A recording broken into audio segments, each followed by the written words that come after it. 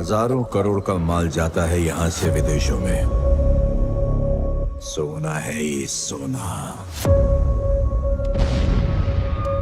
इज्जत करता है लोग आपकी। इज्जत नहीं करते हैं, डरते हैं सब। पर डर की यही दिक्कत है कि कभी भी खत्म हो सकता है। KGF 3 को लेकर कहा जा रहा है कि रॉकी इस बार ना अमेरिका का रुख कर सकता है, जहां पे उसकी मदद अमेरिकन माफिया करेंगे। तो आखिर किस तरह का किरदार होगा इस अमेरिकन माफिया का, आइए जानते हैं। एल्सवर्थ रेमंड बम्पी जॉनसन का जन्म 31 अक्टूबर 1905 को अमेरिका के साउथ कैरोलिना के चार्ल्सटन में एक ब्लैक फैमिली में हुआ था। जब जॉनसन 10 साल का था तो उसके बड़े भाई विली पे एक व्हाइट आदमी की हत्या करने का आरोप लगा था। बम्पी के माता पिता को डर था कि कहीं मॉब लिंच ना हो जाए। इस वजह से ना उन्होंने अपना घर गिरवी रख दिया ताकि वो पैसा जमा कर सके और विली को सुरक्षित उसके रिलेटिव के यहाँ नॉर्थ कैरोलिना में छोड़ सके। जॉनसन को बम्पी नाम उसके सर के पीछे मौजूद एक बम की वजह से मिला था। जैसे जैसे जॉनसन बड़ा हो रहा था वैसे वैसे ना उसके माता पिता जॉनसन के टेम्पर को लेकर काफी परेशान थे। जॉनसन व्हाइट्स के प्रति ना काफी बदतमीज होते जा रहा था, जो बात उसके माता पिता को परेशान कर रही थी। इसी कारण जॉनसन को हार्लेम उसकी बड़ी बहन मेबल के पास भेज दिया गया।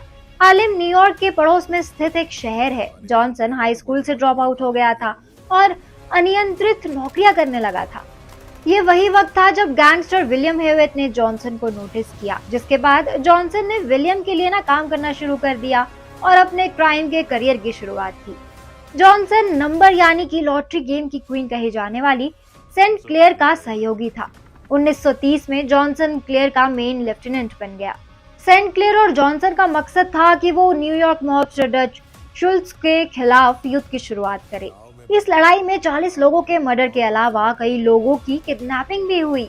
वहीं कुछ ही वक्त में जॉनसन के लिए ना एक सौदे के साथ डच की टीम ये लड़ाई हार गई। इस लड़ाई में जॉनसन ने डच की हत्या कर दी थी। जॉनसन ने उस दौरान अपना गैम्बलिंग का भी धंधा बनाए रखा था। जॉनसन अब अफ्रीकन अमेरिकन कम्युनिटी में फेमस हो गया था और लोग ना उसका सम्मान करने लगे थे। 1952 में जॉनसन की एक्टिविटी अमेरिका की मैगजीन जेट के सेलिब्रिटी सेक्शन में प्रकाशित हुई। हीरोइन की स्मगलिंग करने की वजह से ना जॉनसन को उसी साल 15 साल की जेल की सजा सुनाई गई। 2 साल बाद जेट के क्राइम सेक्शन के कॉलम में जॉनसन को लेकर एक खबर प्रकाशित हुई कि जॉनसन अब आगे की अपनी जिंदगी ना जेल में बिताएगा। जॉनसन ने सैन फ्रांसिस्को की अल्काट्राज जेल में अपनी सजा पूरी की। हालांकि 1963 में जॉनसन जेल से पैरोल पे रिहा हो गया। जब जॉनसन रिहा हुआ तो उसका स्वागत करने के लिए ना लोगों की परेड खड़ी थी। जॉनसन अपनी जिंदगी में 40 से ज्यादा बार अरेस्ट हुआ था और करीब 2 बार उसे नारकोटिक्स की तरफ से जेल की सजा मिली थी। जॉनसन जब हार्ट अटैक से मरा तब उसके ऊपर ना ड्रग्स को लेकर कई चार्जेस लगे हुए थे।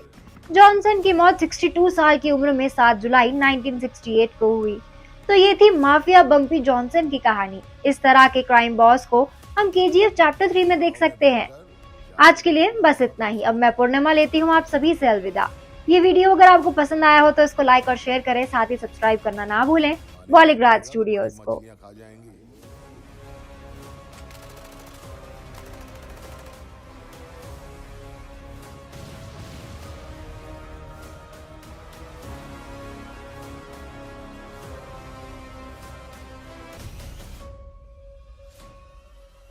हम सब अपनी लड़ाई लड़ रहे हैं।